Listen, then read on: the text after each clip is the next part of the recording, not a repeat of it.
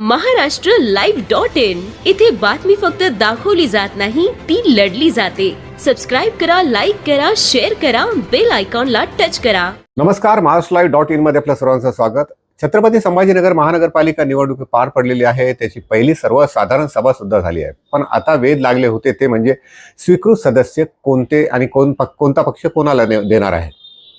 स्वीकृत सदस्याच्या बाबतीत जर आपण माहिती घेतली तर स्वीकृत सदस्य म्हणजे त्याला सुद्धा नगरसेवकासारखाच पूर्ण मानधन मिळतो, परंतु त्यांना महानगरपालिकेच्या महापौर उपमहापौर पदाच्या निवडणुकीत सहभाग घेता येत नाही।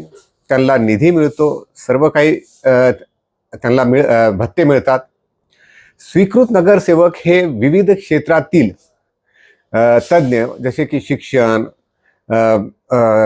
विज्ञान, अभियांत्रिकी, सामाजिक कार्य अशा विविध विभागातील लोकांना तोच पद दिला जातो।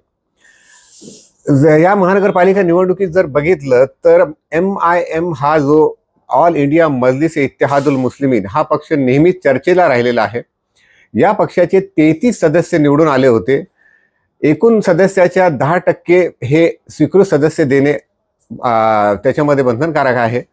त्यानुसार MIM ला 3 उमेदवार द्यायचे होते।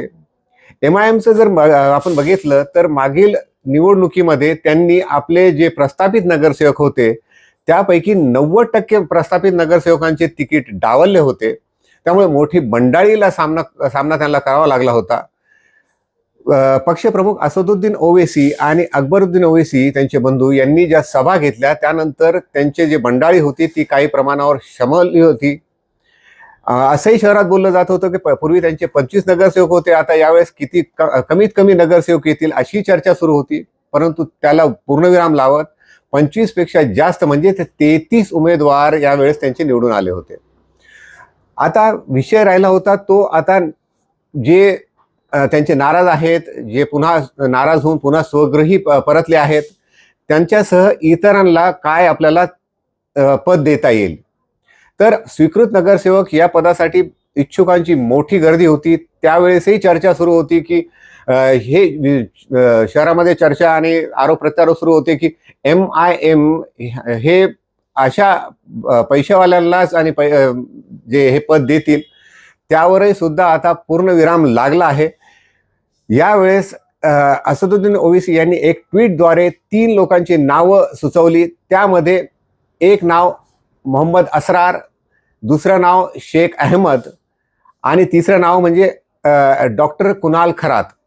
हे तिन्ही अभ्यासू आहेत, एक शिक्षण क्षेत्रातले आहेत, दुसऱ्यांना महानगरपालिकेच्या कामाचा चांगला अनुभव आहे, तर तिसरे हे सुद्धा त्यांनी वेगवेगळ्या विषयांना चांगलं हाताळलेलं होतं। अशा 3 तज्ज्ञांना त्यांनी त्यांचे नाव सुचवले आहे। त्यामुळे आता ते 3 उमेदवार स्वीकृत सदस्य होतील। MIM ने मात्र यावेळेस प्रत्येक स्वीकृत सदस्याला 1 वर्षाचा कार्यकाळ दिला आहे। म्हणजे आता येणाऱ्या पूर्ण 5 वर्षामध्ये त्यांचे एकूण स्वीकृत सदस्य 15 राहतील। 15 लोकांना ते महानगरपालिकेत जाण्याचा चान्स देत आहेत। म्हणजे एकंदरीत बघितलं तर MIM ने आपले नाराज आणि जे निष्ठावान यांचे पुनर्वसन या स्वीकृत सदस्याच्या नियुक्तीच्या माध्यमातून करत असल्याचे पाहायला मिळत आहे। या आणि अशाच बातम्या पाहण्यासाठी पाहत रहा महाराष्ट्र.in। सबस्क्राइब करा, लाईक करा, शेअर करा, बेल आयकॉनला टच करा।